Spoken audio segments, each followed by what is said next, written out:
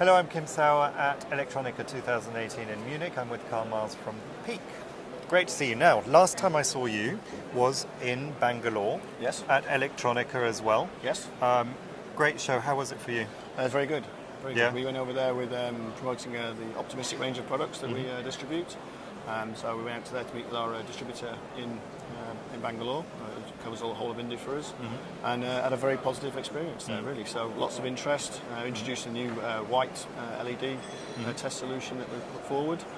Got some good feedback from the customers. Also, some ideas of where they wanted to take the product to. So more of a system level kind of test rather than a component level solution that we were currently pushing forward. So different market, different requirements. So yeah, good to go out there.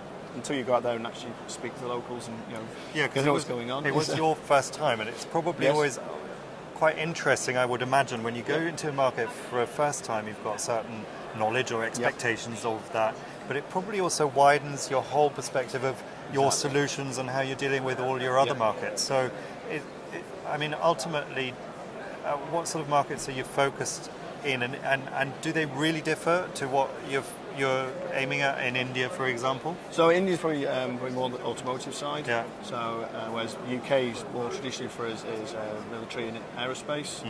We do some automotive in the UK. It's a smaller part of our business here. But then we see for India there is some military opportunities, but the automotive is very strong out there. So I think our focus at the moment for India is going to be more automotive. And then the military may follow on afterwards. But we've got good traction at the moment and some good leads from the show. So no, we're very happy about that. And so very active internationally as a global company. How do you see your remit, really? Where do you sit? I guess we trade out the UK, and a majority of our customers in the UK. Those systems are still going out to around the world, and we're having to support them there. And we've got several distributors that for instance in India we've been dealing with for over 30 years that really have been there since day one, almost when we started the company. Very long history with them, and really I guess as we see Brexit coming up and things like that, and people looking concerned about Europe, I guess we're already looking further afield than that. So we're saying, let's focus on this market as well, put some effort in, and then we can maybe counteract some of the negative things we might see within Europe. I mean, traditionally for us, the military and aerospace side of things are not so affected by it. Maybe a downturn from the economy, but for us, the aerospace industry we deal with is worldwide. Military obviously is not so much exporting to Europe, so that's less affected. So for us, it's a good opportunity. We also go over to America for some equipment as well, so that's been good for us. So it's really look further afield and see what there is, and take advantage of the new opportunities, really. And automotive a key one here in Germany, but also in certainly in parts of America. There's a lot going on in automotive because the electronics in cars is getting so much more complex. So is that one of those key markets that you're pursuing for the future? There's obviously been effort into Germany and Europe on the automotive side, and we will continue to do that.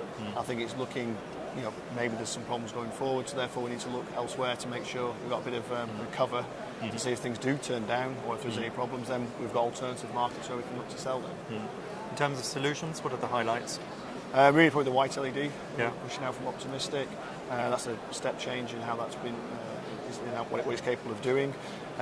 White LEDs become more and more prevalent, and where they're colour binned, etc. It's really important to be able to categorise those correctly and ensure you're getting a repeatable product. The problem with the colour binning is that although it sounds very small difference in spec, the human eye is very good at detecting small change in the actual colour of the LEDs, and one single LED that's a different colour, for instance your lights here, would very quickly stand out. So that process and that requirements of the customers, and also there is ways of doing it, but they're expensive, so they're looking for a cheaper way of actually doing that through the production process now. Okay, well, thank you very much for your time here at Electronica, and good luck with the rest of the show. Okay. 3 more days to go, yes. I think. Thank you. Thank you.